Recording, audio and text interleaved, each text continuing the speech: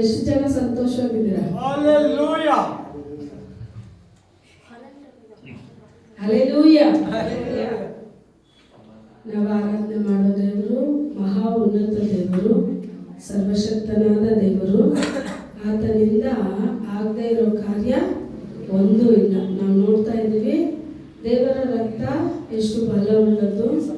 ದೇವರ ಹತ್ರ ನಾವು ಸಮೀಪ ಹೋಗೋಕ್ಕೆ ನಮ್ಗೆ ಯಾರು ಕೃಪೆ ಮಾಡಿದ್ದಾರೆ, ಯಾರ ಮುಖಾಂತರ ನಾವು ದೇವರಲ್ಲಿ ಸೇರೋಕೆ ಸಾಧ್ಯ. ಆಲಯಕ್ಕೆ ಯಾಕೆ ದೇವರು ಇಷ್ಟು ಪ್ರಾಮುಖ್ಯನ ಕೊಡ್ತಾರೆ?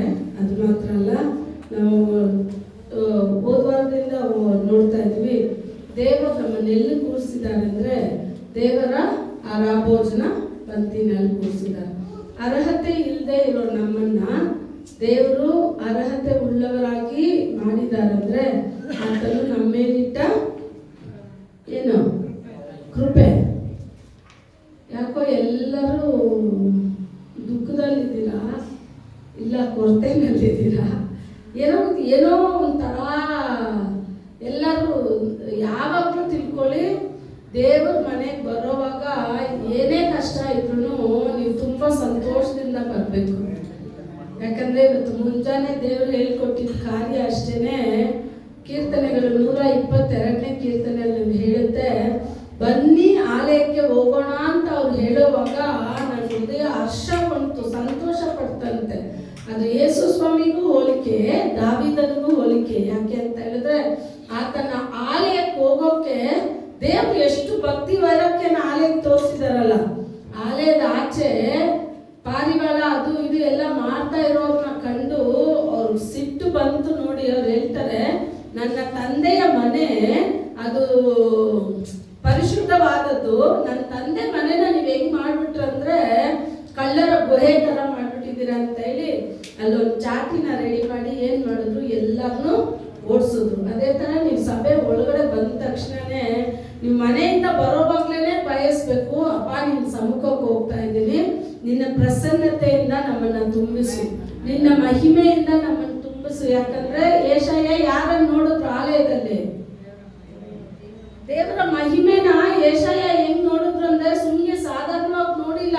ನೀವು ಚೆನ್ನಾಗಿ ತಿಳಿದು ನೋಡಿ, ದೇವರ ಸಿಂಹಾಸನ ಇರೋ ಆ ಸಿಂಹಾಸನ ಮೇಲೆ ಕೇರುಬಿಯರು ನಿಂತ್ಕೊಂಡು ಸರ್ವಶಕ್ತನಾದ ದೇವರು ಪರಿಶುದ್ಧರು ಪರಿಶುದ್ಧರು ಅಂತ ಆರಾಧನೆ ನಡೀತಾ ಇದೆ. ಆರಾಧನೆಯನ್ನು ಯೆಶಾಯ ನೋಡ್ತಾ ಇದ್ದಾರೆ. ಅದು ಮಾತ್ರ ಅಲ್ಲ, ಆ ದೇವರ ಮಹಿಮೆಯ ವಸ್ತ್ರ ಇಡೀ ಆಲಯ ಪೂರ್ತಿ ಹರಡಿತ್ತಂತೆ. ಆಲಯ ನಾವು ತಿಳ್ಕೊಂಡಿರೋ ಹಾಗೆ ಸಾಲಮೋನ್ ಕಟ್ಟಿಸಿದ್ದು ಚಿಕ್ಕ ಆಲಯ ಅಲ್ಲ, ತುಂಬಾ ಬ್ರಹ್ಮಾಂಡವಾದ ಆಲಯ.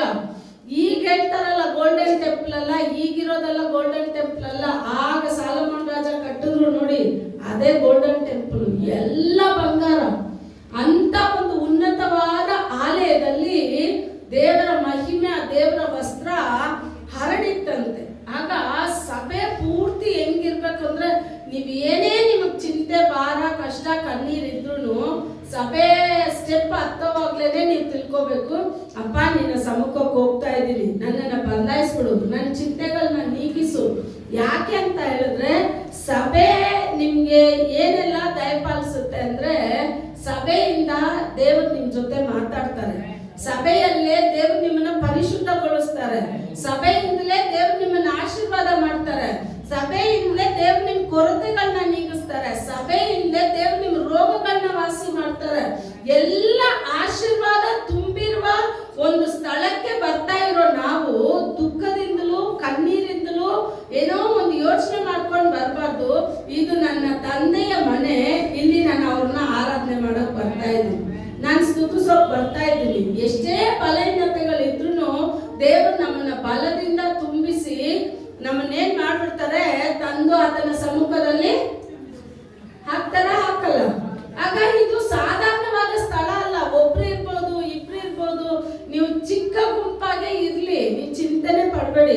ದೇವರು ಇದನ್ನ ವೃದ್ಧಿ ಮಾಡೋಕೆ ಸಾಧ್ಯ ಯಾವಾಗ ಅಂದ್ರೆ ದೇವರು ನಿಮ್ಮನ್ನೆಲ್ಲ ಮೆಚ್ಚಿಬಿಡ್ಬೇಕು. ಕರೆಕ್ಟಾ? ದೇವರು ನಿಮ್ಮನ್ನ ಮೆಚ್ಚಬೇಕಾದ್ರೆ ನೀವೇನ್ ಮಾಡ್ಬೇಕು? ಹೆಂಗ್ ನಡಿಬೇಕು? ದೇವರಿಗೆ ಮೆಚ್ಚುಗೆಯಾಗಿ ನಡಿಬೇಕು. ಇವಾಗ ನಿಮ್ಮ ಮನೆಯಲ್ಲಿರೋ ತಂದೆ ತಾಯಿಗಳಿಗೆ ಇಲ್ಲ ವೈಫು ಹಸ್ಬೆಂಡ್ಗೆ, ಹಸ್ಬೆಂಡ್ ವೈಫ್ಗೆ ಮೆಚ್ಚುಗೆಯಾಗಿ ನಡಿಬೇಕಂದ್ರೆ ಏನ್ ಮಾಡ್ತಾರೆ, ಇವ್ರಿಗೆ ಏನ್ ಇಷ್ಟ, ಯಾವ ಕಲರ್ ಇಷ್ಟ, ಯಾವ ಆಹಾರ ಇಷ್ಟ, ಏನ್ ಕೊಟ್ರೆ ಇಷ್ಟ, ಹೆಂಗಿದ್ರೆ ಇಷ್ಟ ಅಂತ ಏನ್ ಮಾಡ್ತಾರೆ, ನೀವು ಅದೆಲ್ಲ ಕಲೆಕ್ಟ್ ಮಾಡ್ತೀರಾ? ಮಾಡಲ್ಲ. ಯಾಕೆ? ಅವ್ರ ಪ್ರೀತಿನ ನೀವೇನ್ ಮಾಡ್ಬೇಕು, ಗಳಿಸ್ಬೇಕು ಅಂತ. ನೀವು ಪ್ರೀತಿಯಿಂದ ಎಲ್ಲ ಮಾಡಕ್ ಸ್ಟಾರ್ಟ್ ಮಾಡಿದ್ರೆ ಅವ್ರು ನಿಮ್ಮನ್ನ ಪ್ರೀತಿಯಿಂದ ನೋಡ್ಕೊಳ್ಳೋಕೆ ಸ್ಟಾರ್ಟ್ ಮಾಡ್ತಾರೆ. ಮನುಷ್ಯರಾಗ ನಾವೇ ಹಿಂಗಿರ್ತೀವಿ ಅಂದ್ರೆ ನಮ್ಮನ್ನ ಸೃಷ್ಟಿ ಮಾಡಿದ ತಂದೆಗೆ ನಾವು ಮೆಚ್ಚುಗೆ ಉಳ್ಳ ಪಾತ್ರೆಗಳಾಗಿ ನಡೆದು ಬಿಟ್ರೆ ನಾವು ಕೇಳೋದನ್ನೆಲ್ಲ ತಂದೆ ದಯಪಾಲಿಸ್ತಾರ, ಪಾಲಿಸಲ್ವಾ? ಅವ್ರು ಕೇಳ್ತಾರೆ, ನನ್ನ ಚಿತ್ತದಂತೆ ಯಾರೆಲ್ಲ ಕೇಳ್ತಾರೋ ಅಷ್ಟು ಜನನು ಪಡ್ಕೊಂತಾರೆ. ಆಗ ಕೇಳೋದ್ರಲ್ಲೂ ನಮ್ಮಿಷ್ಟ ಇರಬಾರ್ದು, ಕೇಳೋದ್ರಲ್ಲಿ ದೇವರ ಚಿತ್ತ ಇರಬೇಕು. ಯಾಕೆ ಅಂತ ಹೇಳಿದ್ರೆ ಆಲಯದಲ್ಲಿ ದೇವರ ಮಹಿಮೆ ಯಾವಾಗಲೂ ತುಂಬಿರ್ಬೇಕು, ಆ ಪ್ರಸನ್ನತೆ ಇರಬೇಕು. ಆ ಪ್ರಸನ್ನತೆನ ನೀವು ಪ್ರತಿಯೊಬ್ಬರು ಅನುಭವಿಸ್ಬೇಕು. ಅದೇ ದೇವರು ಇಷ್ಟಪಡ್ತಾರೆ. ನನ್ನ ಮಹಿಮೆನ ನನ್ನ ಮಕ್ಕಳು ನೋಡ್ಬೇಕು, ನನ್ನ ಪ್ರಸನ್ನತೆಯಲ್ಲಿ ನನ್ನ ಮಕ್ಕಳು ಏನಾಗಬೇಕು, ಸಂತೋಷ ಪಡಬೇಕು. ನನ್ನ ಮಕ್ಕಳು 6 ದಿನ ದುಃಖದಿಂದ ಬರ್ತಾರೆ, 7ನೇ ದಿನ ಅವ್ರ ದುಃಖದಿಂದ ಅಲ್ಲ, ಈ 6 ದಿನಗಳ ಯಾವ್ದನ್ನೆಲ್ಲ ಕಳ್ಕೊಂಡಿದಾರೋ ಅದನ್ನೆಲ್ಲ ನಾನು ನನ್ನ ಮಕ್ಕಳಿಗೆ ತುಂಬಿಸಿ ನಾನು ಅವ್ರನ್ನ ಕಳಿಸ್ತೀನಿ ಅಂತ. ಮತ್ತೆ ಈ 6 ದಿನಕ್ಕೆ ಬೇಕಾದ ಆಹಾರವನ್ನ ನೀವೇನ್ ಮಾಡ್ಬೇಕು, ತಗೊಂಡು ಹೋಗ್ಬೇಕು. ನಿಮ್ಗೆ ಗೊತ್ತಾ, ಸತ್ಯವೇದದಲ್ಲಿ ಒಂದು ವ್ಯಕ್ತಿ ಇದ್ದಾರೆ, 1 ದಿನ ಆಹಾರ ತಿಂದು, ನಾನೇ ಹೇಳ್ತೀನಿ ಹೆಸರು ಮಾತ್ರ ನೀವ್ ಹೇಳಿ, 1 ದಿನ ಆಹಾರ ತಿಂದು 40 ದಿವಸ ನಡೆದಿದ್ದಾರೆ.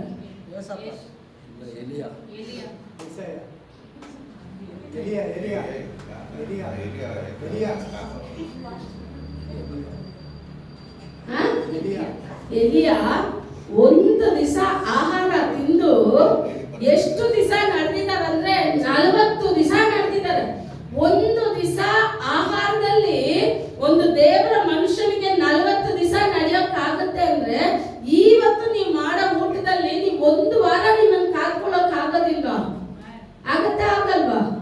ಆಗತ್ತೆ. ಆಗ ಈ ದೇವರ ಸಮ್ಮುಖದಲ್ಲಿ ನೀವು ಎಷ್ಟು ಕಿವಿ ಕೊಟ್ಟು ದೇವರ ವಾಕ್ಯನ ಕೇಳ್ತಿರೋ.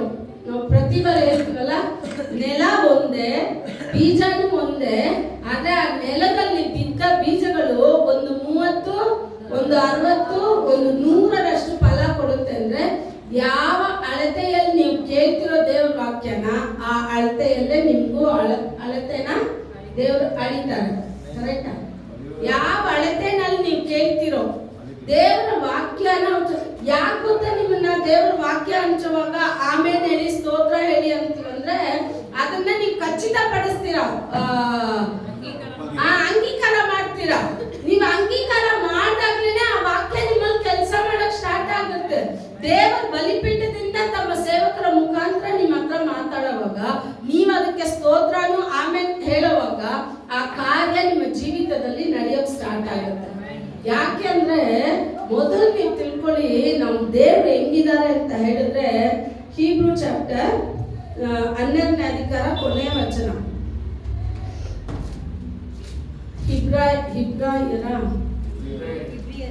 ಇಬ್ರಿಯರಿಗೆ ಬರೆದ ಸುವಾರ್ತೆ 12:29 ಕೊನೆಯ ವಚನ. ಯಾಕೆಂದರೆ ನಮ್ಮ ದೇವರು ದಹಿಸುವ ಅಗ್ನಿಯಾಗಿದ್ದಾನೆ. ಅಬ್ಬಾ, ದೇವರು ಹೆಂಗಿದಾರಂತೆ?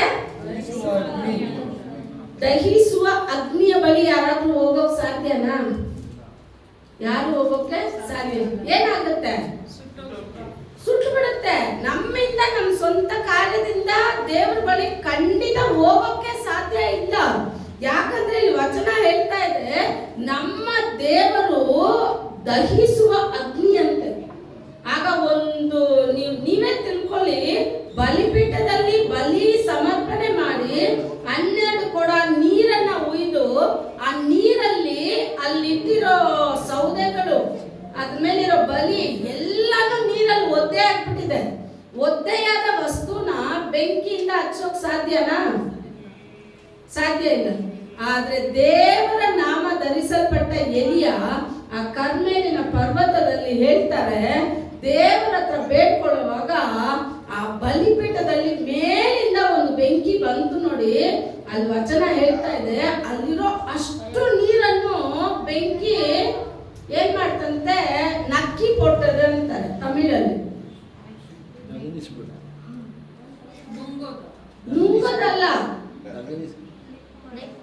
அக்கி போட்டு வச்சு அந்த பலிபீடத்துல இருந்த தண்ணி முழுவதையோ அக்னி முழுவதும் ಸ್ವಲ್ಪನೂ ಕಾಣಕ್ಕೆ ಸಾಧ್ಯ ಇಲ್ಲ.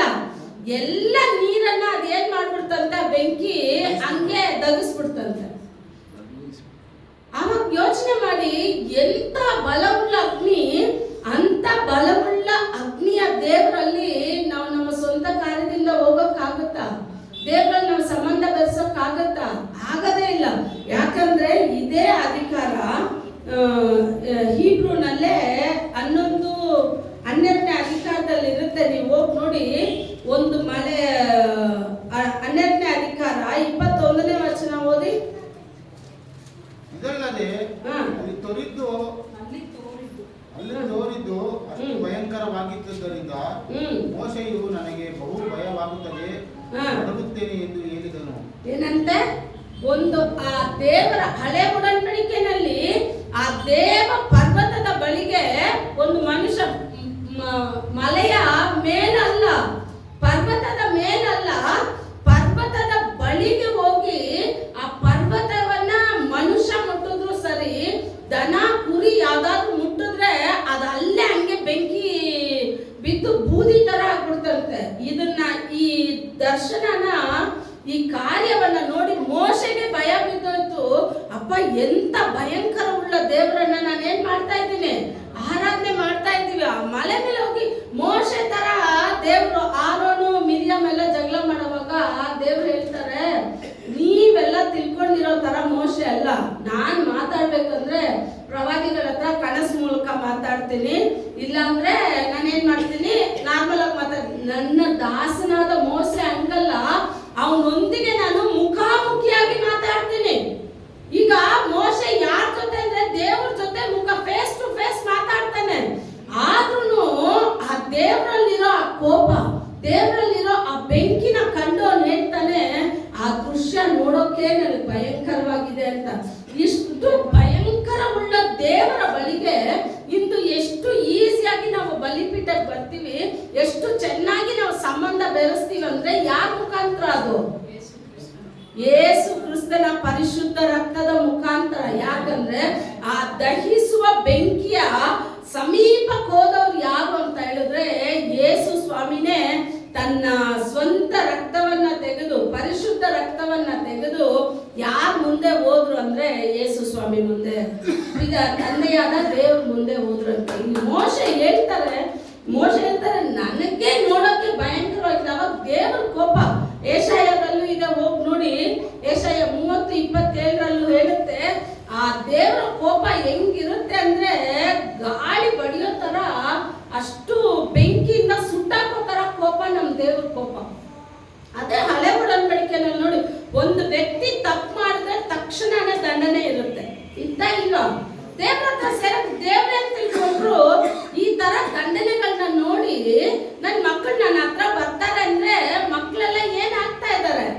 ವಿಮೋಚನಾ ಕಾಂಡ 19 ನೀವ್ ಎತ್ತು ಹೋಗಿ ನೋಡಿ, ಅದ್ರಲ್ಲಿ ಹೇಳುತ್ತೆ, ದೇವ್ರು ಮಾತಾಡ್ತಾರೆ, ಜನಗಳು ಏನ್ ಹೇಳ್ತಾರೆ, ಮೋಶೆ ದೇವ್ರು ಮಾತಾಡೋದು ಬೇಡ, ಅವ್ರ ಶಬ್ದನ ನಮ್ಮಿಂದ ಕೇಳಕ್ ಆಗ್ತಾ ಇಲ್ಲ, ನೀವೇನ್ ಮಾಡು, ದೇವ್ರು ನಮ್ ಜೊತೆ ಮಾತಾಡೋದು ಬೇಡ, ನೀನ್ ದೇವ್ರ ಜೊತೆ ಮಾತಾಡೋ, ದೇವ್ರು ಏನ್ ಹೇಳ್ತಾರೋ ಅದನ್ನ ನಮ್ಗೆ ಹೇಳು ಅಂತ ಹೇಳ್ತಾರೆ. ಎಷ್ಟು ಭಯಂಕರವಾಗಿ ಆ ಧ್ವನಿ ಇರೋದ್ರಿಂದ ಜನ ಏನ್ ಮಾಡ್ತಾರೆ, ದೇವ್ರ ಸಮೀಪಕ್ಕೆ ಬರೋಕೆ ಭಯ ಬೀಳ್ತಾರೆ, ಯಾರು ಸಮೀಪ ಸೇರಕ್ ಆಗ್ತಾ ಇಲ್ಲ.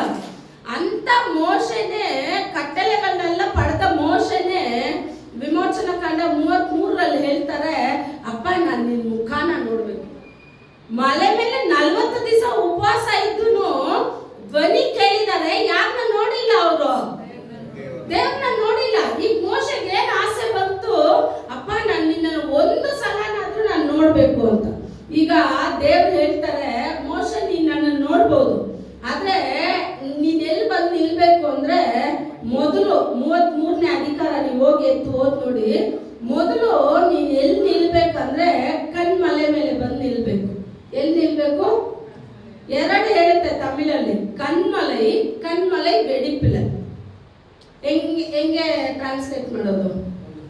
ಬಂಡೆ ಸೀಳ್ಕೊಂಡಿರೋ ಮಧ್ಯದಲ್ಲಿ 2 ಕಾರ್ಯ.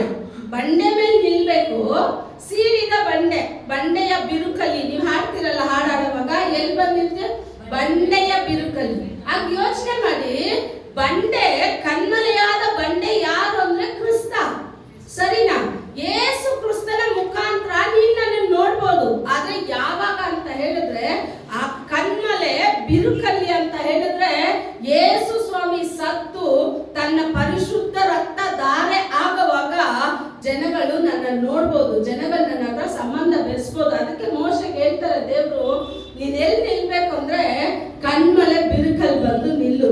ಆಗ ನಾನು ಏನ್ ಮಾಡ್ತೀನಿ, ನೀನ್ ಪಕ್ಕದಲ್ಲಿ ಹಾದು ಹೋಗ್ತೀನಿ, ನೀನ್ ನನ್ನ ಮುಖ ನೋಡೋಕ್ಕಾಗಲ್ಲ, ನೀನ್ ಏನ್ ಮಾತ್ರ ನೋಡ್ಬೋದು, ಹಿಂಭಾಗ ಮಾತ್ರ ನೋಡು. ಆ ಹಿಂಭಾಗನ ತೋರಿಸ್ಬಿಟ್ಟು 34ರಲ್ಲಿ ಹೇಳುತ್ತೆ, ದೇವ್ರು ಮೋಶೆ ಬಳಿಯಲ್ಲಿ ಬಂದು ನಿಂತು. ಬಳಿಯಲ್ಲಿ ಅಂದ್ರೆ ಎಲ್ಲಿ, ದೂರನ ಪಕ್ಕದಲ್ಲ, ಹತ್ರ ಪಕ್ಕದಲ್ಲಿ ಬಂದು ಮೋಶೆಗೆ ತನ್ನ ನಾಮ ಯಾವುದು ಅನ್ನೋದನ್ನ ದೇವ್ರೇ ಹೇಳ್ತಾರೆ. 34ರಲ್ಲಿ ಓದ್ ನೋಡಿ, ತುಂಬಾ ಚೆನ್ನಾಗಿರುತ್ತೆ. ಅಧಿಕಾರ ಅಲ್ಲ, ಆ ಅಧಿಕಾರದಲ್ಲಿ ಹೇಳ್ತಾರೆ ನನ್ನ ನಾಮ ಎಷ್ಟು ಮಹತ್ವ ಉಳ್ಳದು ಅಂತ ಹೇಳಿ ಅಧಿಕಾರದಲ್ಲಿ ಪೂರ್ತಿ ಒಂದು ಲಿಸ್ಟೇ ಕೊಟ್ಟಿರ್ತಾರೆ. ಆಗ ನೀವು ಯೇಸುವಿನ ನಾಮದಲ್ಲಿ ಬೇಡವಾಗ ಯೇಸುವಿನ ನಾಮದಲ್ಲಿ ಬಿಡುಗಡೆ ಇದೆ, ಯೇಸುವಿನ ನಾಮದಲ್ಲಿ ಪರಿಶುದ್ಧತೆ ಇದೆ, ಯೇಸುವಿನ ನಾಮದಲ್ಲಿ ಯಾವ ಸಂಬಂಧ ನನ್ನಿಂದ ಪಡ್ಕೊಳ್ಳೋಕ್ಕಾಗಿಲ್ವೋ ಆ ಸಂಬಂಧ ಇದೆ. ನನ್ನ ತಲೆಮಾರುಗಳನ್ನ ಆಶೀರ್ವಾದ ಯೇಸು ಸ್ವಾಮಿಯ ನಾಮದಲ್ಲಿದೆ. ನನ್ನನ್ನು ಗುಣಪಡಿಸುವ ದೇವರು, ನನ್ನನ್ನು ಸಂತೈಸುವ ದೇವರು, ನನ್ನನ್ನು ಸಮೀಪಕ್ಕೆ ಕರ್ಕೊಂಡು ಬರೋ ದೇವರು ಯಾರು ಅಂತ ಹೇಳಿದ್ರೆ ಯೇಸು ಕ್ರಿಸ್ತನ ರಕ್ತದಿಂದ. ಅದಕ್ಕೆ ನೀವು ಪ್ರೇಯರ್ ಮಾಡೋವಾಗೆಲ್ಲ ಮುಗಿಯುವಾಗ ಏನ್ ಹೇಳ್ತೀರಾ, ಎಲ್ಲಾ ಪ್ರೇಯರ್ನು ಮಾಡ್ಬಿಟ್ಟು ತಂದೆ ಹತ್ರ ಹೋಗುವಾಗ ಏನ್ ಹೇಳ್ತೀರಾ ನೀವು? ವಿಮೋಚನ ಕಂಡ 34ನೇ ಅಧಿಕಾರ ಎತ್ಬಿಟ್ಟು ಒಂದ್ಸಲ ಓದ್ಬಿಡಿ. ವಿಮೋಚನ ಕಂಡ 34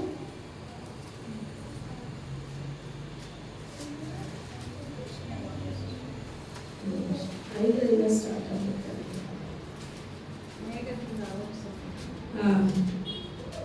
34 ಅಲ್ಲ, ಕರೆಕ್ಟಾ? ಮೇಘದಿಂದ ಆವರಿಸಲ್ಪಟ್ಟವನಾಗಿ 4ರಿಂದ ಇದೆ ನೋಡಿ. ಆದ ಕಾರಣ ಮೋಶೆ ಮೊದಲಿದ್ದ ಹಲಿಗೆಗಳಂತೆ ಇಲ್ಲ, ವಿಮೋಚನ ಕಂಡ 34 ಅದೇ ಇದೆಯಾ ಸರ್? ಓದಿ. ಮೊದಲಿದ್ದ ಹಲಿಗೆಗಳಿಗೆ ಆದ ಕಾರಣ ಮೋಶೆ ಮೊದಲಿದ್ದ ಅರಿಗೆಗಳಿರಂತೆ 2 ಕಲ್ಲಿನ ಅರಿಗೆಗಳನ್ನು ಸಿದ್ಧಪಡಿಸಿಕೊಂಡು ಯೆಹೋವನ ಅಪ್ಪಣೆಯ ಮೇರೆಗೆ ಬೆಳಿಗ್ಗೆ ಎದ್ದು ಆ 2 ಕಲ್ಲಿನ ಹಲಿಗೆಗಳನ್ನು ಕೈಯಲ್ಲಿ ತೆಗೆದುಕೊಂಡು ಸೀನಾಯಿ ಬೆಟ್ಟವನ್ನು ಹತ್ತಿದನು. ಸೀನಾಯಿ ಬೆಟ್ಟದಲ್ಲಿ ಇವಾಗ ಹತ್ತಿದ್ರು ಮೋಸೆ 2 ಹಲಿಗೆಗಳನ್ನ ಇಟ್ಕೊಂಡು. ಆಮೇಲೆ ನೆಕ್ಸ್ಟ್, ಆಗ ಯೆಹೋವನು ಮೇಘದಿಂದ ಆವರಿಸಲ್ಪಟ್ಟವನಾಗಿ ಇಳಿದು ಬಂದು ಅಲ್ಲಿ ಅವನ ಹತ್ತಿರ ನಿಂತು. ನೋಡಿ, ಆ ಸೀನಾಯಿ ಬೆಟ್ಟಕ್ಕೆ ಮೋಶೆ ಹತ್ತಿ ಹೋಗ್ತಾರೆ. ಹತ್ತಿ ಹೋದ ತಕ್ಷಣ ಮೇಘದ ಒಳಗಡೆ ಹೋಗಿಲ್ಲ, ಅವ್ರನ್ನ ಮೇಘ ಮರೆಮಾಚ್ಕೊಳ್ಳುತ್ತೆ. ಆದ್ರೆ ಮೋಶೆ ಎಲ್ಲಿದ್ದಾರೆ ಅಂದ್ರೆ ಸೀನಾಯಿ ಬೆಟ್ಟದಲ್ಲೇ ಇದ್ದಾರೆ. ಇವಾಗ ದೇವ್ರು ಏನ್ ಮಾಡ್ತಾರೆ, ತನ್ನ ಸ್ಥಾನವನ್ನ ಬಿಟ್ಟು ಒಂದು ಮನುಷ್ಯನನ್ನ ಸಂಧಿಸೋಕೆ ಎಲ್ಲಿ ಇಳಿದು ಬರ್ತಾ ಇದ್ದಾರೆ? ಆ ಮೇಘದಲ್ಲಿ, ಸೀನಾಯಿ ಬೆಟ್ಟದಲ್ಲಿ ಎಲ್ಲಿ ಮೋಶೆ ಇದ್ದಾರೋ ಅಲ್ಲಿ ಇಳಿದು ಬಂದು ಆತನ ಪಕ್ಕದಲ್ಲಿ ನಿಲ್ತಾರಂತೆ. ಅವಾಗ ಯೋಚನೆ ಮಾಡಿ, ನೀವ್ ಯೇಸು ಸ್ವಾಮಿಯ ರಕ್ತದಿಂದ ದೇವರ ಬಳಿಗೆ ಹೋಗುವಾಗ ದೇವರು ಇಳಿದು ಬಂದು ತನ್ನ ಹೃದಯದಲ್ಲಿರೋ ಕಾರ್ಯನ ನಿಮ್ಮ ಹತ್ರ ಪ್ರಕಟಣೆ ಮಾಡಿ ಕೊಡ್ತಾರೆ. ಈ ಸ್ಥಾನಕ್ಕೆ ಹೋಗ್ಬೇಕು ದೇವರ ಮಕ್ಕಳು. ಇರೋ ಸ್ಥಾನದಲ್ಲೇ ಬರೀ ಹಾಡೋದು, ಪ್ರಾರ್ಥನೆ ಮಾಡೋದು, ಹೋಗೋದು, ಈ ತರ ಇರಬಾರ್ದು. ಅಪ್ಪ, ನಾನು ಇನ್ನೂ ಸಮೀಪ ಬರ್ಬೇಕು, ನಾನು ಇನ್ನೂ ನಿಮ್ಮನ್ನ ಸೇರ್ಬೇಕು, ನಾನು ಇನ್ನೂ ನಿಮ್ಗೆ ಮೆಚ್ಚುಗೆಯಾಗಿ ನಡಿಬೇಕು ಅಂತ ನೀವು ಕೇಳೋವಾಗ ದೇವ್ರು ನಿಮ್ಮನ್ನ ಏನ್ ಮಾಡ್ತಾರೆ, ಮಹಿಮೆಯುಳ್ಳ ಪಾತ್ರೆಯಾಗಿ ಬದಲಾಯಿಸ್ಬಿಡ್ತಾರೆ. ಯಾರಿಗೆಲ್ಲ ಮಹಿಮೆಯಾದ ಪಾತ್ರೆಯಾಗಿ ನಾನು ಇರ್ಬೇಕು ಅಂತ ಇಷ್ಟಪಡ್ತೀರೋ ಅವರೆಲ್ಲ ಏನ್ ಮಾಡ್ಬೇಕು, ಲೋಕದ ಎಲ್ಲಾ ಕಾರ್ಯಗಳನ್ನು ಸ್ವಿಚ್ ಆಫ್ ಮಾಡ್ಬೇಕು. ಏನ್ ಮಾಡ್ಬೇಕು? ಲೋಕಕ್ಕೂ ನಿಮ್ಗೂ ಸಂಬಂಧನೇ ಇರಬಾರ್ದು. ಯಾರ್ಯಾರಿಗೆ? 2 ಯಜಮಾನ. ಲೋಕ ಒಂದು ಯಜಮಾನ, ದೇವ್ರ ಒಂದು ಯಜಮಾನ. ಲೋಕದ ಕಾರ್ಯಗಳನ್ನ ಮಾಡ್ತಾನೆ ಇದನ್ನು ಮಾಡ್ದೆ. ಇವಾಗ ಎಲ್ಲ ಫೇಸ್ಬುಕ್, ಟ್ವಿಟ್ಟರ್, ಅದು ಇದು ಎಲ್ಲ ಇಟ್ಟಿರ್ತಾರೆ, ಟಿಕ್ಟಾಕ್ ಅದು ಇದೆಲ್ಲ ಮಾಡ್ತಾರೆ. ಲೋಕದವ್ರು ಮಾಡ್ತಾರೆ, ನಾನು ಅದು ಮಾಡ್ಬೋದಾ? ಅವಾಗ ನಾನು ಏನ್ ಮಾಡ್ತೀನಿ, 2 ಯಜಮಾನ್ಗೂ ನಾನು ಕೆಲಸ ಮಾಡಕ್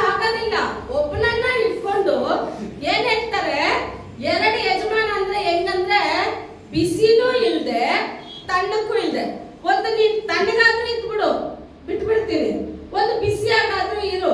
ಇನ್ನು ದೇವ್ರ ಹತ್ರ ನೀನ್ ಹಿಂಗ್ ಬಿಸಿನೂ ಇಲ್ದೆ ತಣ್ಣಗೂ ಇಲ್ದೆ ಎರಡೂ ಇದರ್ಧ ಅದರ್ಧ ಇದ್ರೆ ನೀನ್ ಎಲ್ಲಿ ಹೋಗಲ್ಲ, ಗಂಟ್ಲು ಒಳಗಡೆ ಹೋಗಲ್ಲ, ಗಂಟ್ಲ ಆಚೆ ನಿನ್ನ ಏನ್ ಮಾಡ್ಬಿಡ್ತೀನಿ. ತಮಿಳಲ್ಲಿ ತುಂಬಾ ಚೆನ್ನಾಗಿರುತ್ತೆ, ನಾನು ವಾಂತಿ ಪಡಿಕೊಟ್ಟೆ. ದೇವ್ರು ಎಲ್ಲಿಟ್ಟಿದ್ದಾರೆ ನಮ್ಮನ್ನ? ಆತನ ಹೃದಯದಲ್ಲಿ ಇಟ್ಟಿದ್ದಾರೆ, ಆತನ ಗಂಟ್ಲಲ್ಲಿದ್ದೀವಿ ನಾವು. ಆತನ ಬಯಸುವ ಪಾತ್ರೆಯಾಗಿ ನಾವು ಇದ್ಬಿಟ್ರೆ ಪ್ರತಿ ಬಾರಿ ನಮ್ಮ ಹತ್ರ ಬಂದು ಮಾತಾಡ್ತಾನೆ ಇರ್ತಾರೆ, ಬಿಡೋದಿಲ್ಲ. ದೇವ್ರ ಹತ್ರ ನೀವು ಹೋಗ್ಬಿಟ್ರೆ ನಿಮ್ ಇಷ್ಟಕ್ಕೆ ನಿಮ್ಮನ್ನ ಬಾಳಕ್ ಬಿಡೋದೇ ಇಲ್ಲ. ಆತನ ಇಷ್ಟ ಯಾವ್ದಾವ್ದಿದೆಯೋ ಅದನ್ನ ಬಂದು ನಿಮ್ಮ ಹತ್ರ ಹೇಳ್ತಾನೆ ಇರ್ತಾರೆ. ಯಾಕೆಂದ್ರೆ ನನ್ನ ಮಗ ಇದನ್ನ ಮಾಡೋಕೆನೆ ನಾನು ಈ ಭೂಮಿಯಲ್ಲಿ ಅವ್ರನ್ನ ನಾನು ಏನ್ ಮಾಡಿದ್ದೀನಿ, ಆರಿಸ್ಕೊಂಡಿದ್ದೀನಿ. ನಾನು ಭೂಮಿಯಿಂದ ಆರಿಸ್ಕೊಂಡ್ಮೇಲೇನು ನಾನು ಬರೀ ನನ್ನ ಇಷ್ಟ, ನನ್ನ ಚಿಂತೆ, ನನ್ನ ಭಾರ, ನನ್ನ ಕಣ್ಣೀರು, ನನ್ನ ಗೋಳಾಟ ಅಂದ್ರೆ ದೇವ್ರ ಫೆಡಪ್ ಆಗ್ಬಿಟ್ಟು ಇವ್ನ ನಾನು ಏನಕ್ಕಪ್ಪ ಆರಿಸ್ಕೊಂಡೆ.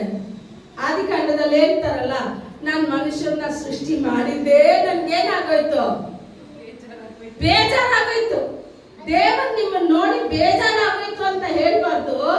ನಾವ್ ಹೆಂಗಿರ್ಬೇಕಂದ್ರೆ ಅವರೇ ನಷ್ಟ ತಗೊಂಡ್ರು ನಾವ್ ಬಿಡ್ಬಾರ್ದು. ಅಪ್ಪ ಇಂದ ವೇಳೆ ಮುಗಿದಿಚ್ಚಿ, ಈ ಕೆಲಸ ಆಗೋಯ್ತು, ನೆಕ್ಸ್ಟ್ ನಾನು ಏನ್ ಮಾಡ್ಬೇಕು, ನೆಕ್ಸ್ಟ್ ನಾನು ಏನ್ ಮಾಡ್ ಅವ್ರಿಗೆ ಏನಾಗುತ್ತೆ, ಏನಪ್ಪ ಇವ್ರದ್ದು ನಿಷ್ಠ ಹಾಕಿ ಹಾಕಿ ಹಾಕಿ ಆ ತರ ದೇವ್ರ ಸಮ್ಮುಖನ ಬಯಸಿ ಬರ್ಬೇಕು ನೀವು.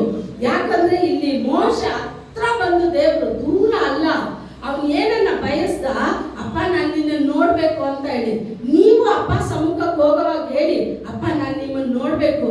ನಿಮ್ಗೆಲ್ಲ ನೆಕ್ಸ್ಟ್ ವೀಕ್ ಒಂದು ಪಟ್ಟಿಯಲ್ಲಿ ಬರುತ್ತೆ, ಯಾರಿಗೂ ಆಪ್ಷನ್ ಇಲ್ಲ, ತಪ್ಸ್ಕೊಳ್ಳೋದು ಇಲ್ಲ, ಮಸ್ಟ್ ಕಂಪಲ್ಸರಿ.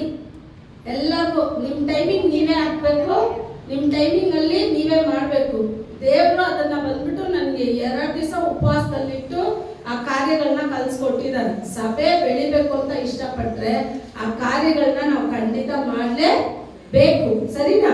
ಆಗ ಮೋಶೆಗೆ ಇವಾಗ ಏನ್ ಹೇಳ್ತಾರೆ ನೋಡಿ, ಒಂದು ಮೇಘದಲ್ಲಿ ಇಳಿದು, ಆತನ ಮೇಘದಿಂದ ಇಳಿದು ದೂರ ನಿಂತಿಲ್ಲ, ಮೋಶೆ ಪಕ್ಕದಲ್ಲಿ. ಕರೆಕ್ಟಾ? ನೆಕ್ಸ್ಟ್ ಹೇಳಿ. ಹಂಗೆ ಯೆಹೋವನು ಮೋಶೆ ಎದುರಾಗಿ ಹೋಗುತ್ತಾ ಪ್ರಕಟವಾಗಿ ಹೇಳಿದ್ದೇನೆಂದರೆ, ಯೆಹೋವ ಕನಿಕರವೂ ದಯೆಯೂ ಉಳ್ಳ ದೇವರು. ಯೆಹೋವ ಆತನೇನಿದ್ದಾರಂದ್ರೆ ಕನಿಕರವು ದಯೆಯು ಉಳ್ಳ ದೇವರು, ದೀರ್ಘ ಶಾಂತನು, ಪ್ರೀತಿಯು ನಂಬಿಕೆಯೂ ಉಳ್ಳವನು, ಸಾವಿರಾರು ತಲೆಗಳವರೆಗೂ ದಯೆ ತೋರಿಸುವವನು. ಅಬ್ಬಾ, ಒಂದು ತಲೆಮಾರಲ್ಲ, 2 ತಲೆಮಾರಲ್ಲ, ಎಷ್ಟು ತಲೆಮಾರು? ಆವಾಗ ನಿಮ್ ಸಂತತಿ ಎಲ್ಲ ನಾವೆಲ್ಲ ಮುಗಿದ್ ಬಿಡ್ತೀವಿ. ಆದ್ರೆ ದೇವರು ನಮ್ಗೆ ವಾಗ್ದಾನ ಮಾಡಿದ್ದನ್ನ ಯಾವತ್ತೂ ಮರೆಯೋದಿಲ್ಲ. ಸತ್ಯವೇದದಲ್ಲೇ ನೋಡಿ, ಆಬ್ರಹಾಮನಿಗೆ ವಾಗ್ದಾನ ಮಾಡಿದ ದೇವರು ಐಗುಪ್ತದಲ್ಲಿ ಇಸ್ರೇಲ್ ಜನರ ಹತ್ರ ಬಂದು ಮಾತಾಡುವಾಗ ಹೇಳ್ತಾರೆ, ನಾನು ಯಾರನ್ನ ನೆನಪು ಮಾಡಿದ್ದೀನಿ ಅಂದ್ರೆ ನನ್ನ ದಾಸನಾದ ಅಬ್ರಹಾಮನನ್ನು, ಈಸಾಕನನ್ನು, ಯಾಕೋಬ. ಇವರೆಲ್ಲ ಸತ್ತೋದ್ರು, ಇವ್ರ ತಲೆಮಾರುಗಳೇ ಇಲ್ಲ. ಆದ್ರೆ ವಾಗ್ದಾನ ಮಾಡಿದ ದೇವರು ಯಾವತ್ತೂ ಮರ್ತು ಬಿಡೋರಲ್ಲ. ಇಲ್ಲಿ ಹೇಳ್ತಾ ಇದೆ, 1000 ತಲೆಮಾರುವರೆಗೂ ಏನ್ ಮಾಡ್ತಾರಂತೆ, ದಯೆನ ತೋರಿಸ್ತಾರಂತೆ. ನಿಮಗ್ 1000 ತಲೆಮಾರು ದಯೆ ಬೇಕು ಅಂತ ಹೇಳಿದ್ರೆ ನೀವು ದೇವರ ಸಮ್ಮುಖನ ಖಂಡಿತ ಬಯಸ್ಬೇಕು, ಆತನ ಪ್ರೀತಿಯನ್ನ ಬಯಸ್ಬೇಕು, ಆತನ ಹೃದಯಕ್ಕೆ ಮೆಚ್ಚುಗೆಯಾದ ಪಾತ್ರೆಗಳಾಗಿ ನಾವು ಬದಲಾಗ್ಬೇಕು. ಯಾವಾಗ ಆತನ ಹೃದಯಕ್ಕೆ ಮೆಚ್ಚುಗೆಯಾದ ಪಾತ್ರೆಗಳಾಗಿ ನಾವು ಬದಲಾಗ್ಬಿಡ್ತೀವೋ, ದೇವ್ರು ಯಾವ್ದೆಲ್ಲ ನಮಗ್ ವಿರುದ್ಧವಾಗಿದೆಯೋ ಅದನ್ನೆಲ್ಲ ನಮ್ಗೆ ಆಶೀರ್ವಾದವಾಗಿ ತಂದಿಟ್ಬಿಡ್ತಾನೆ. ಆಯ್ತಾ? ನೆಕ್ಸ್ಟ್ ನೀವು ಸ್ವಲ್ಪ ಫಿನಿಶ್. ದೋಷ ಅಪರಾಧ ಪಾಪಗಳನ್ನು ಕ್ಷಮಿಸುವವನು, ಆದರೂ ಅಪರಾಧಗಳನ್ನು ಶಿಕ್ಷಿಸದೆ ಬಿಡದವನು, ತಂದೆಗಳ ದೋಷ ಫಲವನ್ನು ಮಕ್ಕಳ ಮೇಲೆ 3-4 ತಲೆಗಳವರೆಗೆ ಬರಮಾಡುವವನು ಎಂಬುದೇ. ನಿಮ್ಮಿಂದ ನಿಮ್ಮ ಮಕ್ಕಳಿಗೆ ಆಶೀರ್ವಾದ ತರೋಕ್ಕೂ ಸಾಧ್ಯ, ನಿಮ್ಮಿಂದ ನಿಮ್ಮ ಮಕ್ಕಳಿಗೆ ಶಾಪ ತರೋಕ್ಕೂ ಸಾಧ್ಯ. ನಿಮ್ಮ ಹತ್ರನೇ ಇದೆ. ನೀವು ದೇವರಿಗೆ ಮೆಚ್ಚುಗೆಯಾಗಿ, ನೀವು ತಂದೆ ತಾಯಿಗಳಾಗಿ ದೇವರ ಹೃದಯಕ್ಕೆ ಮೆಚ್ಚುಗೆಯಾಗಿ ನೀವು ನಡೆದು ಬಿಟ್ರೆ ನಿಮ್ಮ ಮಕ್ಕಳಿಗೆ 1000 ತಲೆಮಾರುವರೆಗೂ ನೀವು ಆಶೀರ್ವಾದನ ಸೇರಿಸಿರ್ತೀರ. ನೀವು ನಾನು ತಪ್ಪುದಾರಿನಲ್ಲಿ ನಡೆಯೋದಾದ್ರೆ ನಾನಿವತ್ತು ಸತ್ತೋಗ್ಬಿಡ್ಬೋದು, ಆದ್ರೆ ನನ್ನ ಪಾಪ ನನ್ನ ಮಕ್ಕಳ ತಲೆಮಾರುಗಳನ್ನ ಹಿಡಿಯುತ್ತೆ. ಆದ್ರೆ ಹೊಸ ಒಡಂಬಡಿಕೆ ನೇಮಕ್ಕೆ ಬಂದಾಗ ದೇವರು ಅವರು ತಂದೆ ತಾಯಿಗಳ ತಪ್ಪನ್ನ ಬಂದ್ಬಿಟ್ಟು ಮಕ್ಕಳ ಮೇಲೆ ಹೊರೋದಿಲ್ಲ. ಅದನ್ನ ಅವ್ರವ್ರ ತಪ್ಪನ್ನ ಅವರೇ ವಿಚಾರಿಸ್ತಾರೆ. ಆದ್ರೆ ತಂದೆ ತಾಯಿಗಳಾದ ನಮಗೇನಿರ್ಬೇಕು ಅಂತ ಹೇಳಿದ್ರೆ, ನಾನು ನನ್ನ ಸಂತತಿಗೆ ಏನ್ ಸೇರ್ಸಿಕ್ಬೇಕು? ಆಶೀರ್ವಾದವನ್ನ ಸೇರ್ಸಿಕ್ಬೇಕು. ಈಗ ಯೇಸುವಿನ ಒಂದು ನಾಮದಲ್ಲಿ ತಂದೆ ಏನೆಲ್ಲ ದಯಪಾಲಿಸಿದ್ದಾರೆ? ಕೃಪೆ, ಕನಿಕರ, ದಯೆ, ಪ್ರೀತಿ, ತಾಳ್ಮೆ, 1000 ತಲೆಮಾರ್ವರೆಗೂ ಆಶೀರ್ವಾದನ ಯಾರ ಹೆಸರಲ್ಲಿ ಕೊಟ್ಬಿಟ್ರು ಅಂದ್ರೆ ಯೇಸು ಸ್ವಾಮಿ ಹೆಸರಲ್ಲಿ ಕೊಟ್ಬಿಟ್ರು. ಅದಕ್ಕೆ ನೀವು ಮಾಡೋ ಪ್ರಾರ್ಥನೆಯಲ್ಲೆಲ್ಲ ಕೊನೆಗೆ ಮುಗಿಯೋವಾಗ ಹೇಳ್ತೀರಾ, ಯೇಸು ಕ್ರಿಸ್ತನ ನಾಮದಲ್ಲಿ ಈ ಪ್ರಾರ್ಥನೆಯನ್ನ ನಾನು ಕೇಳ್ತಾ ಇದ್ದೆ. ಯಾವಾಗ ನೀವು ಯೇಸು ಸ್ವಾಮಿಯ ನಾಮದಲ್ಲಿ ಇದನ್ನ ಕೇಳ್ಬಿಡ್ತೀರೋ, ಆಗ ಯೇಸು ಸ್ವಾಮಿಯಲ್ಲಿ ಏನೇನು ಆಶೀರ್ವಾದಗಳಿದೆಯೋ ಅದಷ್ಟು ನಿಮಗೆ ಬರೋಕೆ ದೇವರು ಕೃಪೆ ಮಾಡ್ಬಿಡ್ತಾರೆ. ಯಾಕೆ ಯೇಸು ಸ್ವಾಮಿ ತನ್ನ ಜೀವನ ಇಷ್ಟು ತ್ಯಾಗ ಮಾಡಿ ತನ್ನನ್ನು ಒಪ್ಪಿಸ್ಕೊಟ್ಟು ಯಾಕೆ ಬಂದ್ರು ಅಂತ ಹೇಳಿದ್ರೆ, ಪ್ರಕಟಣೆ 1ನೇ ಅಧಿಕಾರದಲ್ಲಿ ಈ ವಚನಗಳು ಮುಗಿಯೋದೇ ಇಲ್ಲ. ಎಷ್ಟೇ ಇದ್ ಮಾಡಿದ್ರು ವಚನಗಳು ಏನಾಗ್ತಾ ಇಲ್ಲ, ಮುಗಿತಾನೆ ಇಲ್ಲ, ಮುಗಿಯೋದು ಇಲ್ಲ. ಇದು ಕೊನೆಗಾಣೋದೇ ಅಲ್ಲ. ಯಾಕಂದ್ರೆ ದೇವರ ವಚನ ಜೀವವುಳ್ಳ ವಚನಗಳು. ಪ್ರಕಟಣೆ 1:6 ಕ್ಲೀನ್ ಆಗಿ ಬಿಡಿಸಿ ಓದ್ ನೋಡಿ. Revelation 1st chapter 6th word. ತನ್ನ ತಂದೆಯಾದ ದೇವರಿಗೆ ಯಾಜಕರನ್ನಾಗಿಯೂ ಮಾಡಿದವನು ಆಗಿರುವ ಆತನಿಗೆ ಯುಗ ಯುಗಾಂತರಗಳಲ್ಲಿಯೂ ಘನ ಮಹತ್ವಗಳಲ್ಲಿರಲಿ. ಆಮೇಲೆ ಇಗೋ ಮೇಘಗಳೊಂದಿಗೆ ಸಾಕಿರಿ. ಇಲ್ಲಿ ನಿಮ್ ಮೇಲ್ ಕೊಟ್ಟಿರ್ತಾರೆ ಅಂತ ಕಾಣಿಸುತ್ತೆ. ತಮಿಳಲ್ಲಿ ಹೇಳುತ್ತೆ ನೋಡಿ, ನಮ್ಮಿಡத்தில் ಅன்பு ಕೂರ್ದು. ಅದು ಬರುತ್ತಾ? ಎಷ್ಟಿದೆ ಮೇಲಿನ? ಓದಿ. ನಮ್ಮನ್ನು ಪ್ರೀತಿಸುವವನು ತನ್ನ ರಕ್ತದ ಮೂಲಕ ನಮ್ಮನ್ನು ಪಾಪಗಳಿಂದ ಬಿಡಿಸಿದವನು ನಮ್ಮನ್ನು ರಾಜ್ಯವನ್ನಾಗಿಯೂ ತನ್ನ ತಂದೆಯಾದ ದೇವರಿಗೆ ಯಾಜಕರನ್ನಾಗಿಯೂ ಮಾಡಿದವನು ಆಗಿರುವ ಆತನಿಗೆ ಯುಗಾಂತರಗಳಲ್ಲಿಯೂ ಘನ ಮಹತ್ವಗಳಿರಲಿ. ರಾಜ್ಯ ಅಲ್ಲ, ರಾಜರು, ರಾಜಾಕ್ಕಳು, ಆಸಾರ್ಯರುಗಳು.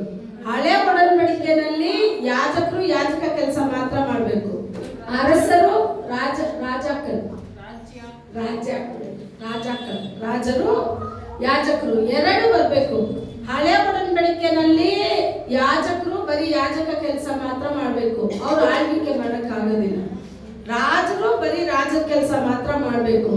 ಅವ್ರು ಬಂದ್ಬಿಟ್ಟು ಯಜ್ಞವೇದಿ ಮೇಲೆ ಬಲಿಪೀಠದ ಮೇಲೆ ಹತ್ತಿ ಅವ್ರು ಏನ್ ಮಾಡ್ಬಾರ್ದು, ಆರಾಧನೆ ಮಾಡಕ್ ಆಗೋದಿಲ್ಲ. ನೋಡಿದ್ವಲ್ಲ ಹಳೆ ಒಡಂಬಡಿಕೆನಲ್ಲಿ ಉಸಿಯ ರಾಜ ಹಂಗೆ ಮಾಡಿದ್ದು. ಯಾಜಕರು ಬರೋಕೆ ತಾಮದ ಆಗ್ತಾ ಇದೆ ಅಂದ್ರೆ ವೇಟ್ ಮಾಡೋದ್ರೆ ಕೇಳಿಲ್ಲ, ನಾನ್ ರಾಜನು ಯಾಕೆ ನಾನು ಇದನ್ನ ಮಾಡಬಾರ್ದು ಅಂತ ಹೇಳಿ ಅವನೇನ್ ಮಾಡ್ತಾನೆ, ಯಾಜಕರು ಬಲಿಪೀಠಕ್ಕೆ ಹೋಗಿ ಸಮರ್ಪಿಸುವ ಧೂಪ ಕಲಸವನ್ನ ತನ್ನ ಕೈಯಲ್ಲಿ ಎತ್ತಿ ಧೂಪನ ಹಾಕಿ ಬಲಿಪೀಠದ ಮೇಲೆ ಹತ್ತಿದ್ದೆ ತಡ ಎಲ್ಲರೂ ನೋಡ್ತಾ ಇದ್ದಾರೆ. ಯಾಜಕರು ಹೇಳ್ತಾ ಇದ್ದಾರೆ, ಈ ಕೆಲಸ ಮಾಡ್ಬೇಡ, ಇದು ದೇವ್ರಿಗೆ ಇಷ್ಟ ಇಲ್ಲ ಅಂದ್ರೆ ಅವನು ತನ್ನ ರಾಜನಾಗಿದ್ದ ಆ ಹೆಮ್ಮೆಯಿಂದ ಏನ್ ಮಾಡ್ದ, ಬಲಿಪೀಠದ ಮೇಲೆ ಹತ್ತಿದ್ದೆ ತಡ ದೇವ್ರು ಹೊಡೆದ ತಕ್ಷಣನೇ ತಲೆ ಹಣೆ ಎಲ್ಲರಿಗೂ ಗೊತ್ತಾಗುತ್ತಲ್ಲ, ಏನೇ ಹಿಂಗ್ ಕವರ್ ಮಾಡಿದ್ರು ಏನ್ ಗೊತ್ತಾಗುತ್ತೆ, ಹಣೆ ಮೇಲೆ ಕುಷ್ಠರೋಗ ಬಂದ್ಬಿಡ್ತು. ಎಲ್ಲಿ ಬಂತು? ಹಣೆ ಮೇಲೆ. ಅವನು ಬಂದಿದ್ದೆ ತಡ ಅವನು ಅಲ್ಲಿ ದೇವರ ಆಲಯದಲ್ಲಿ ನಿಂತ್ಕೊಳ್ಳೋಕ್ ಆಗಿಲ್ಲ. ಅವನು ಓಡೋಗಿ ಸಾಯೋವರೆಗೂ ತನ್ನ ಕೋಣೆನಲ್ಲೇ ಇದ್ದ ಅವನು. ಆಗ ಯಾಜಕರ ಕೆಲಸ ಯಾಜಕರೇ ಮಾಡ್ಬೇಕು, ರಾಜರ ಕೆಲಸ ರಾಜರೇ ಮಾಡ್ಬೇಕು. ಆದ್ರೆ ಯೇಸು ಕ್ರಿಸ್ತನ ರಕ್ತ ಎಷ್ಟು ಕೃಪೆಯುಳ್ಳ ರಕ್ತ. ಇವರು ನಮ್ಮನ್ನ ಆತನ ತಂದೆ ಮುಂದೆ ನಮ್ಮನ್ನ ಪರಿಶುದ್ಧರು ದೋಷವಿಲ್ಲದವರಾಗಿ ನಮ್ಮನ್ನ ನಿಲ್ಸೋಕೆ ಆತನ ಏನ್ ಮಾಡಿದಾನೆ, ತನ್ನನ್ನೇ ತಾನು ಬಲಿಯಾಗಿ ಸಮರ್ಪಣೆ ಮಾಡಿದ್ದಾನೆ. ಇಂಥ ದೇವರ ಆ ರಾಭೋಜನಲ್ಲೇನೆ ನೀವು ಕೈ ಇಕ್ಕೋದು, ಆ ಶರೀರದಲ್ಲೇನೆ ನೀವು ಕೈ ಇಕ್ಕೋದು, ಆ ರಕ್ತದಲ್ಲೇನೆ ನೀವು ಕೈ ಇಕ್ಕೋದು. ಅದೇ ಪೇತ್ರದಲ್ಲಿ ಹೀಬ್ರೂದಲ್ಲೆಲ್ಲ ಹೇಳುತ್ತೆ, ಮೋಶೆಯ ಆಜ್ಞೆಯನ್ನ, ಮೋಶೆಯ ಕಟ್ಟಳೆಗಳನ್ನ ತಳ್ಳಿದವನನ್ನೇ 2-3 ಸಾಕ್ಷಿಗಳ ಮುಖಾಂತರ ಕಲ್ಲೆಸೆದು ಕೊಲ್ಲಲ್ಪಡ್ತಾರೆ ಅಂತ ಹೇಳಿದ್ರೆ, ಜೀವ ಉಳ್ಳ ಯೇಸು ಕ್ರಿಸ್ತನ ರಕ್ತವನ್ನ ಶರೀರವನ್ನ ತಳ್ಳೋನಿಗೆ ದಂಡನೆ ಎಷ್ಟು ದೊಡ್ಡದಾಗಿರುತ್ತೆ. ನಾವು ತಿಳ್ಕೊಬಾರ್ದು ಇದು ಯೇಸು ಸ್ವಾಮಿ ಕೋಪ ಬರಲ್ಲ, ನಾವೇನೇ ಮಾಡಿ ಬಂತೀನಿ ಅಲ್ಲಿ ಬಂದು ಕೈ ಇಲ್ಲ. ದೇವರ ಆ ಸಮ್ಮುಖಕ್ಕೆ ಬರೋವಾಗೆಲ್ಲ ಯೋಚನೆ ಮಾಡಬೇಕು, ಅಪ್ಪ ಇದಕ್ಕೆ ನನಗೆ ಅರ್ಹತೆ ಇಲ್ಲ, ನಾನು ಏನೇ ಮಾಡಿಲ್ಲ ಅಂತ ನನ್ನ ಹೃದಯದಲ್ಲಿ ಅಂದ್ರೂ ನಾನು ಹೋಗೋವಾಗೆಲ್ಲ ಹೇಳ್ಬೇಕು, ಅಪ್ಪ ನಾನು ಕೊರತೆ ಇಲ್ಲ ಮನುಷ್ಯ, ನನ್ನಲ್ಲಿ ಅನೇಕ ಕಾರ್ಯ ಇದೆ, ಆದ್ರೆ ನಿನ್ನ ಸಮ್ಮುಖದಲ್ಲಿ ನಾನು ಬರುವಾಗ ನನ್ನನ್ನು ನೀನು ಎತ್ತಿ ನಿಲ್ಲಿಸುವ ದೇವರಾಗಿದೆಯಾ. ದೇವರ ಸಮ್ಮುಖಕ್ಕೆ ಹೋಗುವಾಗೆಲ್ಲ ನಮ್ಮನ್ನ ತಗ್ಗಿಸ್ಬೇಕು. ಯಾಕಂದ್ರೆ ನಮ್ಮ ತಾಳ್ಮೆಯಲ್ಲೇ ನಮ್ಮನ್ನ ನೋಡೋ ದೇವರು. ನನ್ನನ್ನು ಹೆಚ್ಚಿಸ್ಕೊಂಡ್ರೆ ದೇವರು, ನನಗೆ ದೇವ್ರ ವಿರುದ್ಧವಾಗಿ ಬಂದು ನಿಂತ್ಕೊಂಡ್ರೆ ನಾನು ಏನಾದ್ರು ಮಾಡಕ್ಕಾಗತ್ತಾ?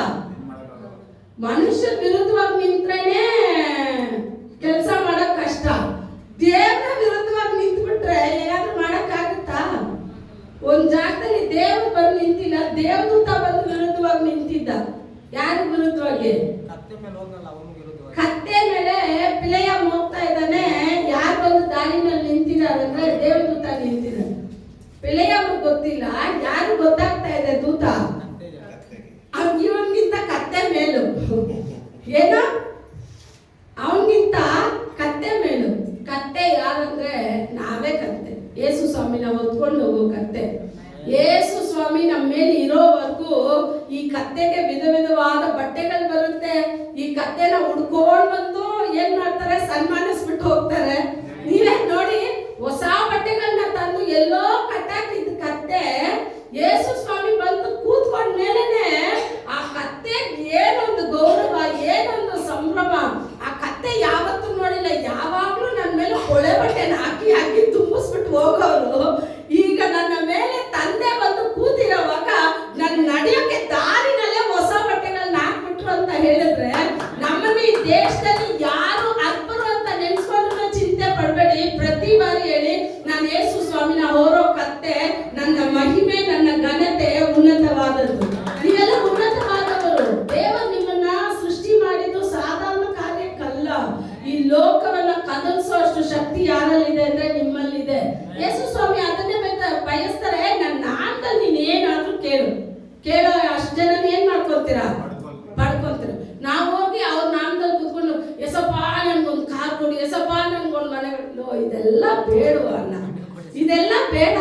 ನೀನ್ ಮೊದಲು ಒಂದು ಕೇಳು, ನನ್ನ ಹತ್ರ ನಿನ್ಗೆ ಸಂಬಂಧ ಕೇಳು, ನನ್ನ ನೋಡ್ಬೇಕು ಅಂತ ಕೇಳು, ನನ್ನ ಹತ್ರ ಏನು ರಿಲೇಶನ್ಶಿಪ್ ಬೇಕು ಅಂತ ಕೇಳು. ನಾನು ನೀನು ಒಂದಾಗ್ಬಿಟ್ರೆ ಸಾಕು, ನಾನು ನನ್ನ ಕಾರ್ಯನೆಲ್ಲ ನಿನಗೆ ತೋರಿಸ್ಕೊಡ್ತೀನಿ. ಇದೆಲ್ಲ ನಿನಗೆ ಉಡ್ಕೊಂಡು ಬಂದು ನಿಂತ್ಬಿಟ್ಟು ಹೋಗುತ್ತೆ. ನಾನ್ ಬಯಸ್ತೀನಪ್ಪ, ನಾನು ಉಡ್ಕೊಂಡು ಬಂದು ಕಾರ್ ಮನೆ ತಕ್ಕಿ ನನಗೆ ಕೀ ಕೊಟ್ಬಿಟ್ಟು ಹೋಗ್ಬೇಕು. ನಾನು ಅದನ್ನೇ ಬಯಸಿದೆ. ಎಲ್ಲ ಆಪೋಸಿಟ್ ದೇವ್ರು ಮಾಡೇ ಮಾಡ್ತಾರೆ. ಯಾಕೆ ಅಂದ್ರೆ ಪ್ರತಿ ಬಾರಿ ಯಾರನ್ನ ಹೊರೋ ಕತ್ತೆ ನಾವು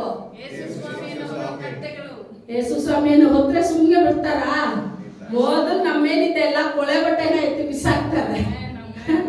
ಮನೆಯಲ್ಲೂ ನೀವು ಅಷ್ಟೇ, ಈ ಕೊಳೆದ ನೈಟಿನೆಲ್ಲ ಹಾಕೊಂಡು ತಿರ್ಕೋಬೇಡಿ. ನೋಡಿದ್ರೇನೆ ಕೆಲ್ಸದಿಂದ ಬರೋ, ನೀವು ನೋಡಿದ್ರೆ ಹಂಗೆ ವಾಪಸ್ ಕೆಲ್ಸ ಬರೋವಾಗ ಒಂದು ನೀಟಾಗಿ ಆ ನೈಟಿನ ಹೋಗಿದ್ರೆ ದೇವರು ನಿಮ್ಮನ್ನ ಶ್ರೇಷ್ಠವಾಗಿ ಇಟ್ಟಿದ್ದಾರೆ. ಉನ್ನತವಾದವ್ರು ನೀವೆಲ್ಲ. ಶ್ರೇಷ್ಠ ವರಗಳಿಂದ ನನ್ನ ಜನರನ್ನ ತುಂಬಿಸ್ತೀನಿ. ನಿಮ್ಮನ್ನ ಯಾವ ಸ್ಥಾನದಲ್ಲಿ ತಂದು ಕೂರಿಸಿದಾರೆ ಗೊತ್ತಾ? ನೀವೆಲ್ಲ ಮನೆಗೆ ಹೋದ್ಮೇಲೆ ಒಂದು ಅಧಿಕಾರ ಹೇಳ್ತೀನಿ. ನೀವು ಮನೆಗೆ ಹೋಗಿ ಇವತ್ತು ಖಂಡಿತ ಅದನ್ನ ಓದಿ. 2 ಸಾಮುವೇಲ 9ನೇ ಅಧಿಕಾರ. ಇದರಲ್ಲಿ ಏನಿದೆ ಅನ್ನೋದನ್ನ ನಾನು ನಿಮ್ಗೆ ಹೇಳ್ಬಿಡ್ತೀನಿ. 2 ಸಾಮುವೇಲ 9ನೇ ಅಧಿಕಾರ. ಇಲ್ಲಿ ಯಾರ ಬಗ್ಗೆ ಮಾತಾಡುತ್ತಂದ್ರೆ ದಾವಿದ, ಯೋನಾತಾನ, ಮೇವಿಬೋಸೆತ್ 3 ಜನ ಬರ್ತಾರೆ. ಯಾರು ಬರ್ತಾರೆ ಅಂದ್ರೆ 3 ಜನ. ಕರೆಕ್ಟಾಗಿ ಗಮನ ಇಟ್ಟು ಕೇಳ್ಕೊಳ್ಳಿ. 2 ಸಾಮುವೇಲ 6ನೇ ಅಧಿಕಾರ 9ನೇ ಅಧಿಕಾರನ ಮನೇಲಿ ಹೋಗಿ ನೀವು ಓದಿ, ಸರಿನಾ?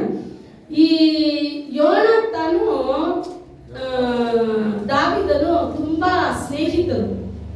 ಇಲ್ಲಿ ವಚನ ಹೇಳುತ್ತೆ 1 ಸಾಮುವೇಲರಲ್ಲಿ ಅವರಿಬ್ಬರ ಸ್ನೇಹ ಹೆಂಗೆ ಅಂದ್ರೆ, ಒಂದು ಹೆಣ್ಣು ಒಂದು ಗಂಡಿಗೆ ಪ್ರೀತಿ ಮಾಡಿದ್ರೆ ಅವ್ರ ಸಂಬಂಧ ಹೆಂಗಿರುತ್ತೆ ಆ ತರ ಸ್ನೇಹ.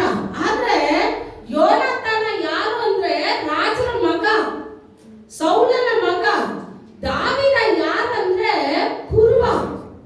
ಕುರುಬನ ಯಾರು ಬಯಸೋದಿಲ್ಲ, ಕುರಿ ಹಿಂದೆ ಇರೋರ್ನ ಬಯಸೋದಿಲ್ಲ. ಆದ್ರೆ ಇವ್ರಿಬ್ಬರ ಸ್ನೇಹ ಎಂತಾದ್ರು ಅಂತ ಹೇಳಿದ್ರೆ, ಯೋನಾತಾನ ದಾವಿದನ ತನ್ನ ಪ್ರಾಣಕ್ಕಿಂತ ಹೆಚ್ಚಾಗಿ ಪ್ರೀತಿ ಮಾಡಿದ್ರಂತೆ. ಏನಕ್ಕಿಂತ ಹೆಚ್ಚಾಗಿ? ಪ್ರಾಣಕ್ಕಿಂತ ಹೆಚ್ಚಾಗಿ. ಒಂದು ರಾಜರ ಮಗ ಒಂದು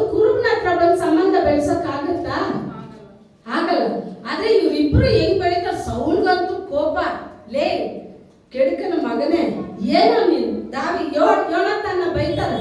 ಹೋಗಿ ಹೋಗಿ ಆ ಕುರುಬನ ಹತ್ರ ಹೋಗಿ ಸಂಬಂಧ ಬೆರೆಸಿದ್ಯಲ್ಲ, ನಿನಗೆ ನಾಚಿಕೆ ಆಗಲ್ವೇನೋ? ತಂದೆ ಬೈತಾರೆ.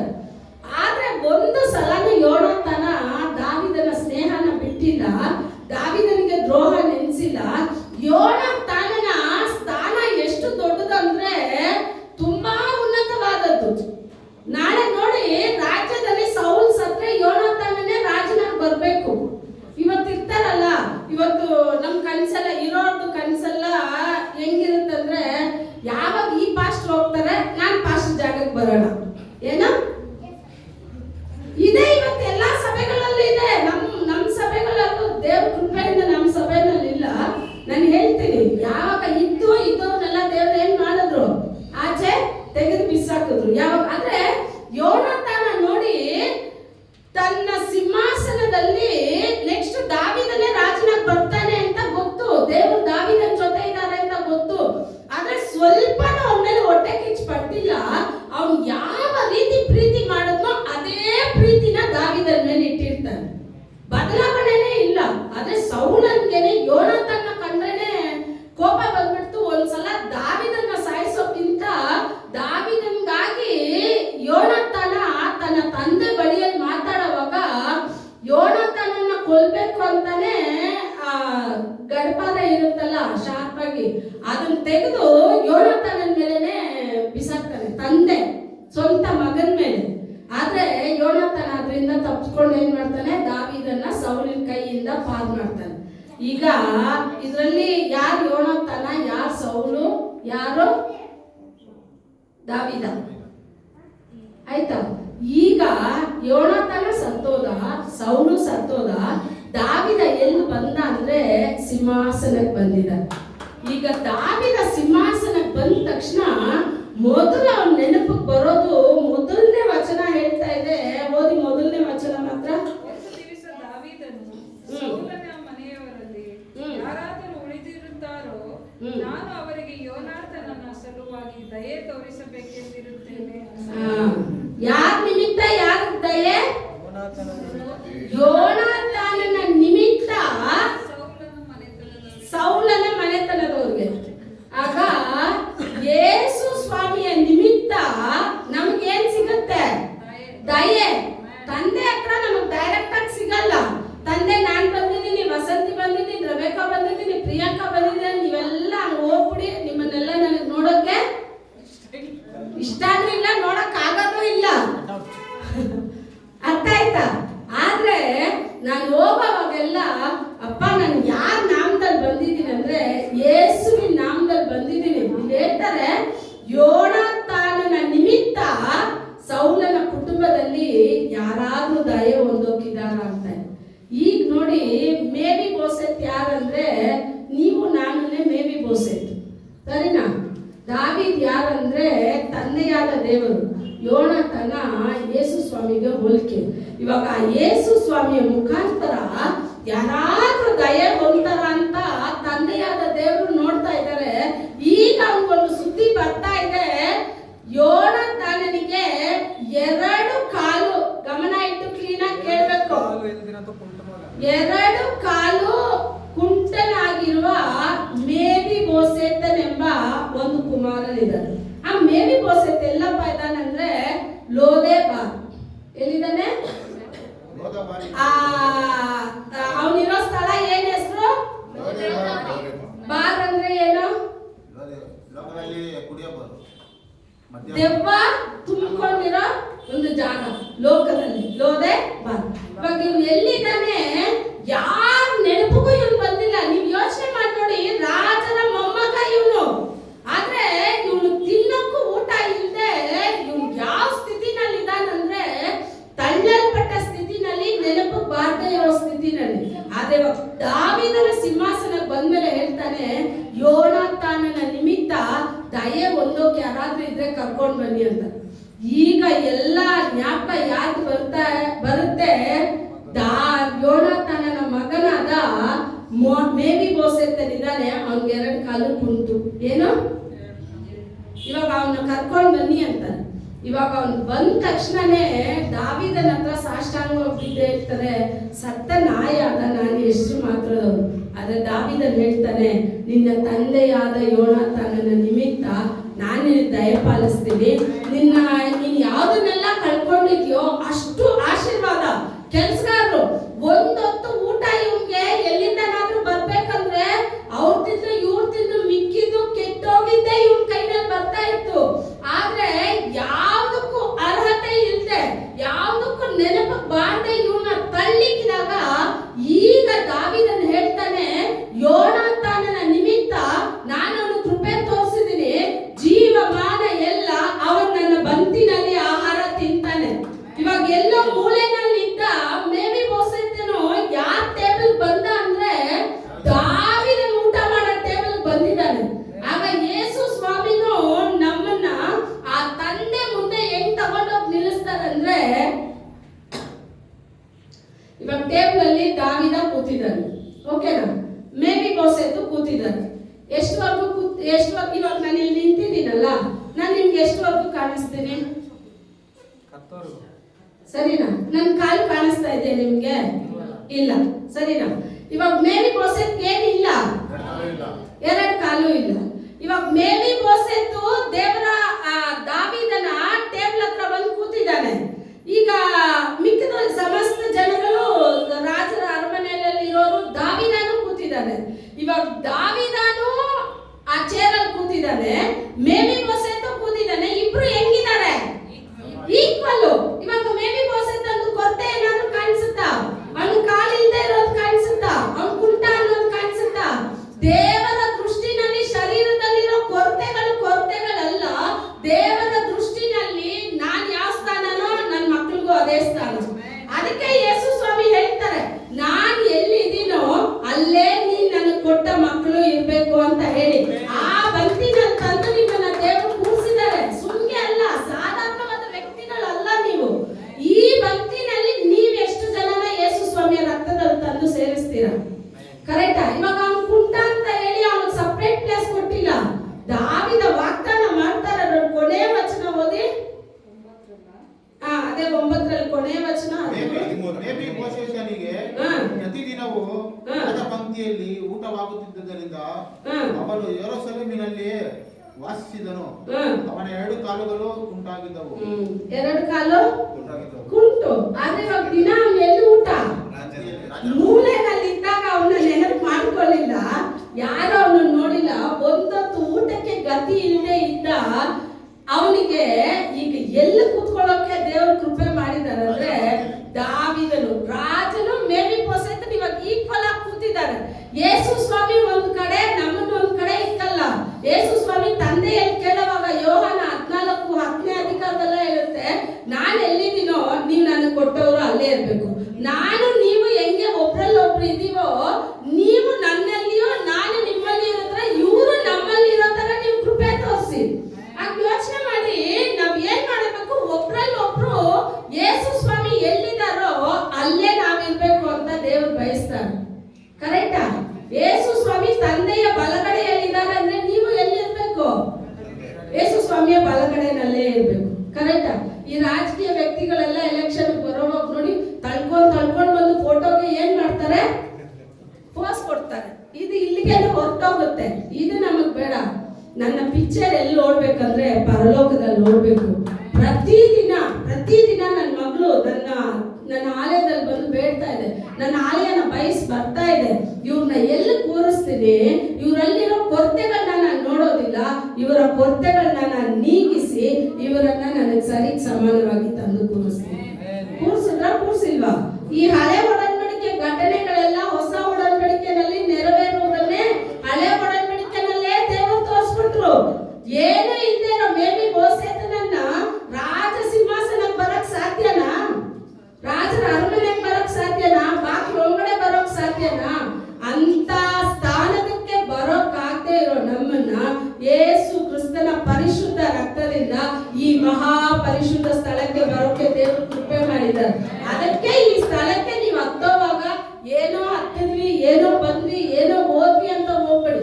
ಇಲ್ಲಿ ನಾವು ಇದ್ರೂ ಸರಿ, ಇಲ್ಲ ಅಂದ್ರೂ ಸರಿ, ಇದ್ರ ಮೇಲೆ ಹತ್ತೋವಾಗೆಲ್ಲ ಈ ಸಮ್ಮುಖಕ್ಕೆ ಸ್ಥಳ. ಯೇಸು ಸ್ವಾಮಿ ನಡೆದಾಡುವ ಸ್ಥಳ ಯಾವುದು ಅಂದ್ರೆ ಸಭೆ. ಯೇಸು ಸ್ವಾಮಿ ನಡೆದಾಡ್ತಾರೆ, ಯೇಸು ಸ್ವಾಮಿ ಚಲಿಸ್ತಾರೆ ಅಂದ್ರೆ ನನ್ನ ಇಷ್ಟಗಳನ್ನ, ನನ್ನ ಕಾರ್ಯಗಳನ್ನ, ನನ್ನದಾದ ಕಾರ್ಯಗಳನ್ನ ಇಟ್ಟು ನಾನು ಜಗಳ ಮಾಡೋದು ಏನೋ ಒಂದು ಕಾರ್ಯ ನಾವು ಸಭೆನಲ್ಲಿ ಮಾಡಕ್ಕಾಗುತ್ತಾ? ಸಭೆ ಯಾವಾಗ್ಲೂ ತಿಳ್ಕೊಳ್ಳಿ, ನನ್ಗೆ ಎಷ್ಟು ಉನ್ನತ ಸ್ಥಾನ ಕೊಟ್ಟಿದೆ ಅಂತ ಹೇಳಿದ್ರೆ, ಈ ಲೋಕದವರೆಲ್ಲ ನಮ್ಮನ್ನ ತಿರುಗಿ, ಇವಾಗ ಮೇಬಿ ಬೋಸೆತನು ಅಲ್ಲಿ ಲೋದೆಬಾರಲ್ಲಿ ಇರೋವಾಗ ಯಾರೋ ಅವನ್ನ ನೋಡಿಲ್ಲ, ಯಾರೋ ಅವನ ಕಡೆನೆ ಗಮನ ಇಟ್ಟಿಲ್ಲ.